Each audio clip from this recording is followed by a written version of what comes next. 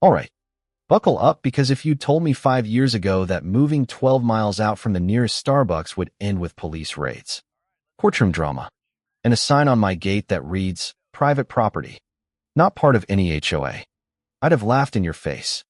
But here I am, breathing in the clean Tennessee air, wondering just how many times I have to prove that no really does mean no, even in a world built on khaki, clipboards, and a pathological love of bylaws. I came out here to disappear, plain and simple, after the divorce, after the corporate nonsense. I just wanted peace, a little house with a porch that creaks like it's sighing with you, some chickens out back, and enough forest that the wind's the only thing eavesdropping. I rebuilt the Randall Place myself, old beams, smarter plumbing, backup generator, security so tight the local raccoons would need a pin. I thought I'd finally won some silence. And then, well, the khaki army found me.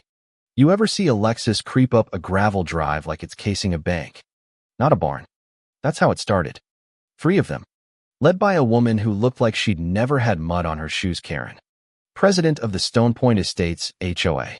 She smiled like a game show host, introduced herself, and told me how happy they all were to welcome me to the neighborhood. I told her straight I wasn't in the neighborhood, wasn't part of any HOA, never would be. She didn't even blink, just nodded and started talking about visual cohesion and community value, like she was auditioning for HGTV's least popular spinoff.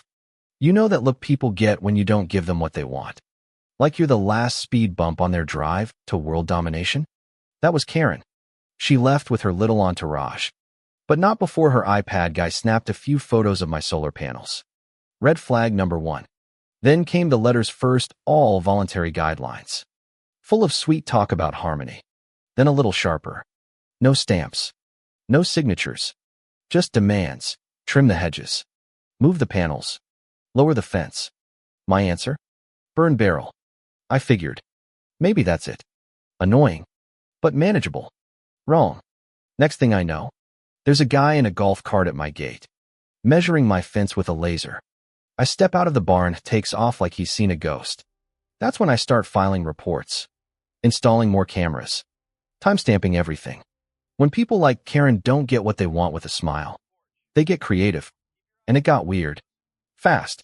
Unmarked SUVs. Headlights crawling by after dark. Anonymous notes in the mailbox. You are out of alignment with the Stone Point community aesthetic. Now, I like to think I'm hard to rattle, but finding footprints behind my tree's real. Fresh.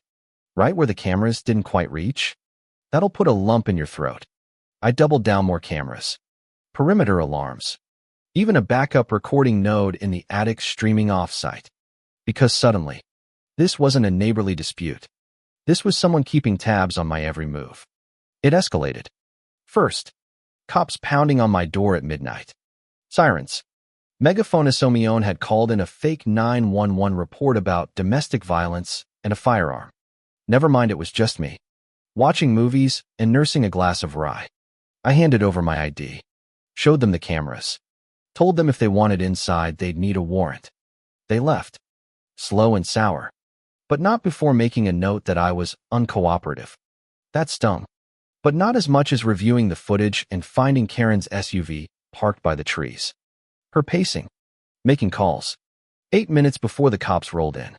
That's the twist. Right there, the villain doesn't come at you head on. She calls in favors, plants cameras, falsifies evidence. They try to make me look like the threat, altered photos. Shadows darkened, objects swapped out to look like weapons. I forwarded every scrap to my lawyer Valerie, who laughed at their amateur Photoshop job and filed our own suit, harassment, defamation, the whole 9 yards. Here's where the cavalry arrives.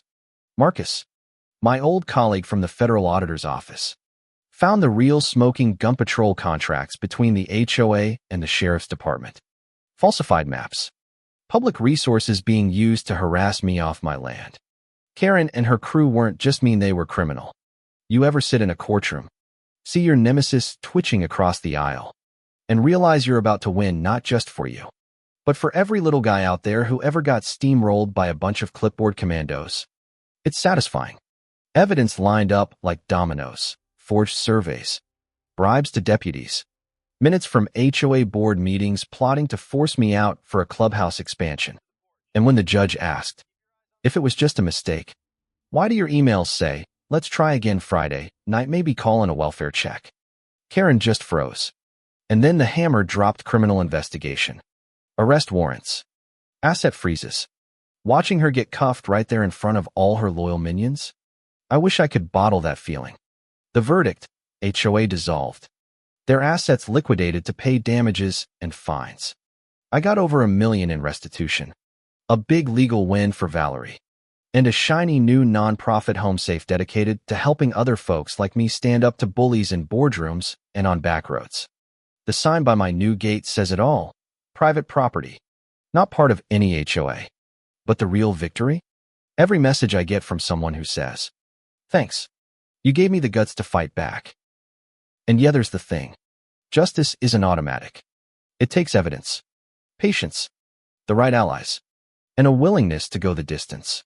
Even when the world would rather you just fall in line. I learned that power loves to press up against the fence line, redraw the map, buy off the weak, and threaten the stubborn. Sometimes it takes someone with nothing left to lose to remind the world that lines in the dirt actually mean something. That's my moral. If you want one, not that good wins because it deserves to, but because someone refuses to quit.